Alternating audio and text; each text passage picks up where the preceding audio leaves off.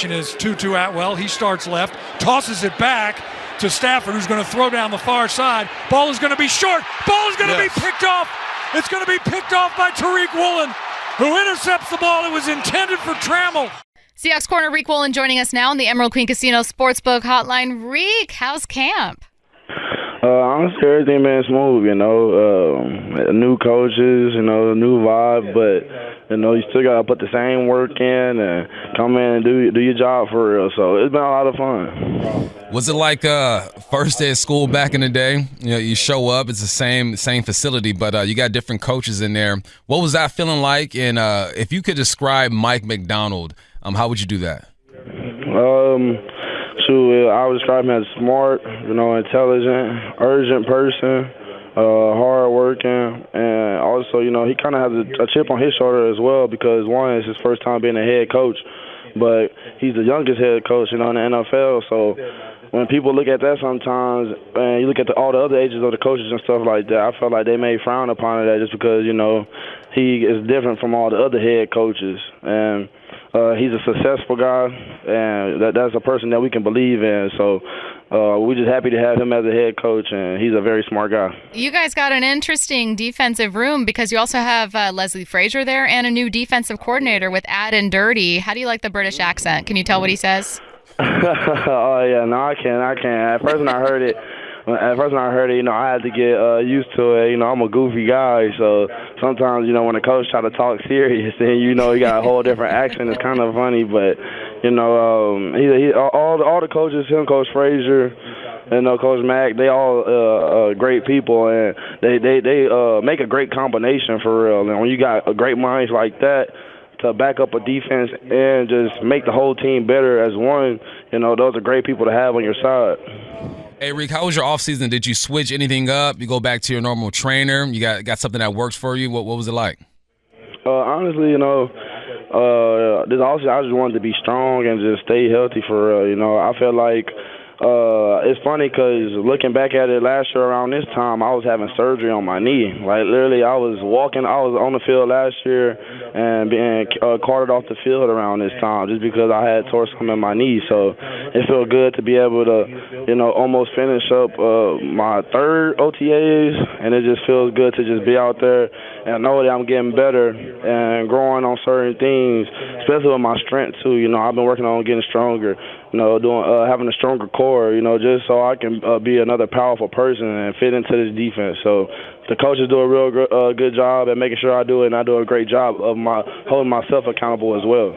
What is, do you think, the biggest thing you learned from last season? The biggest thing I learned is when you're doing good, they praise you. When you're doing bad, they hate you. So just stay even-headed. And just because you hear a lot of things, that don't mean that you are what the people say. You dictate who you are, and the actions you do dictate who you are, and you know who you are as a person. So no matter what the outside say or no matter what anybody say, you know what I'm saying, you still that same person no matter what. I feel that. Let's talk about the offense, man. You guys are going up against this Ryan Grubb offense. I watched him coach up UW during the, obviously, college football season, and it seemed like they're going to take a bunch of shots down the field, man. What have you seen so far out of it? So, honestly, just know this. It's like, you see how I barely can talk? That's because the offense got me speechless. That's how much that's how much better looking and how much, how can I say, they got a lot of diversity, just know that. And, we got the, three-headed monster, and then adding on K-Walk and Gino, just know we got some stuff cooking up, man. It's amazing to see what the offense does during out this camp, but it's amazing to see the strides and improvements as well as we all move together as a team. Who do you personally, I know for you, you're like anyone can get it, but is there anyone you personally on the team like going up against? Because maybe it's just fun, maybe you guys are friends, maybe he's really, really good. Anyone in particular?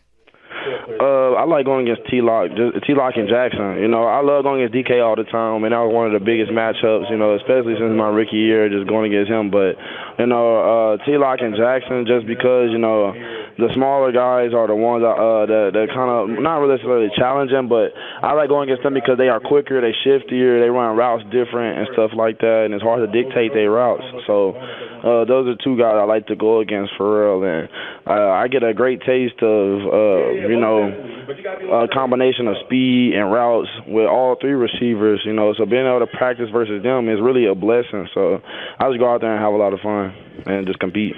Rick, I've enjoyed watching you because before you got to the league, you had like 14 games at the corner spot. Then you put together a couple good years, and I watch you and I see you grow and develop. Is there anything specific that you felt like you just got so much better at this offseason?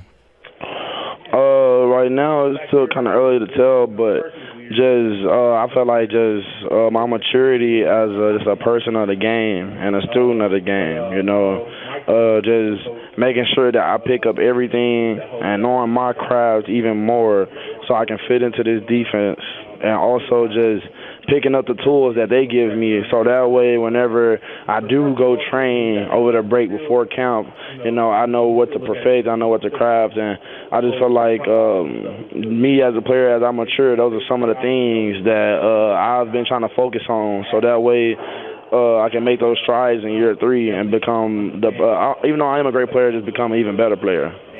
All right. Well, you're going to have some downtime here in between OTAs. I am guessing that you are going to be paying close attention to the Mavs and Celtics. Are you an NBA fan? Oh yeah, come on now. The Mavs my team. You gotta understand this. You know what I'm saying? I'm a Mavs fan for life. With Dirk Nowitzki, Tyson Chandler, like you know what I'm saying? When we was out there devastating the nation and LeBron James, he and everybody was with the Heat, so I'm talking all my trash throughout the facility, you know. And the thing is, you know, I'm a big fan of Anthony Edwards. You know, last series, you know, I call him Young Michael. But the guys here, they just don't like to listen when I tell them Luka Doncic and Kyrie is the kryptonite to everybody. Yeah, that combo is ridiculous. It should be a good matchup, man. Tatum and Brown on the other side. I'm a Laker fan, so I don't rock with the Celtics. I'm a Mavs fan for the finals. Join up then, you know. We'll go ahead. Hey, what's that saying? Say what the enemies of a friend of mine or something like that. You know how that goes. So yeah, go ahead, join up.